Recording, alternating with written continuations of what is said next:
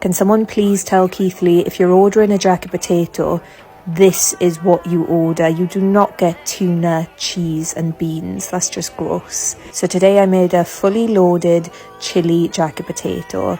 I started by stabbing the potato, wrapping it in foil and getting that into the oven for about 45 minutes to an hour. Then for the chilli, I seasoned mincemeat with all-purpose, paprika, garlic, onion, oregano, ground cumin, a bit of cayenne pepper, some chili powder, some liquid seasoning and a little bit of oil to mix that all together.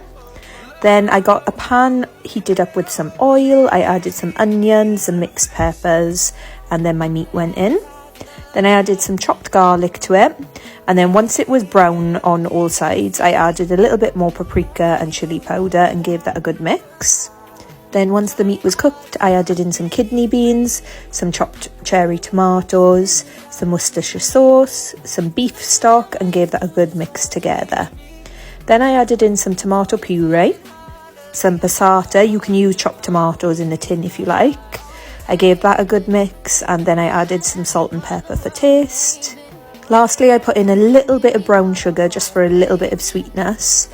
Mixed that all together, added a bit of water just to loosen up the sauce, some chopped parsley, and then I covered that up and I allowed that to get nice and soft for around 20 minutes.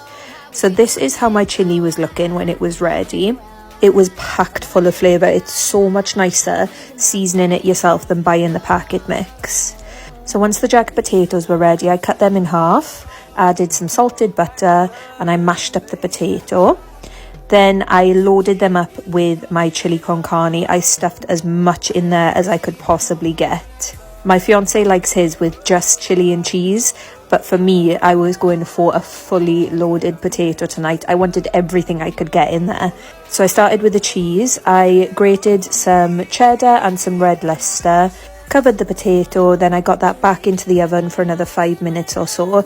When it was all melted, this is how it came out looking. I could have eaten it just like this. It looked so good, but I wanted to take mine a step further.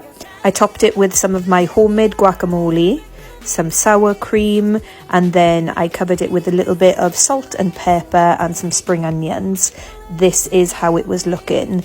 Now, I don't want to see anyone mixing beans and tuna. This is the jacket potato that you need to try.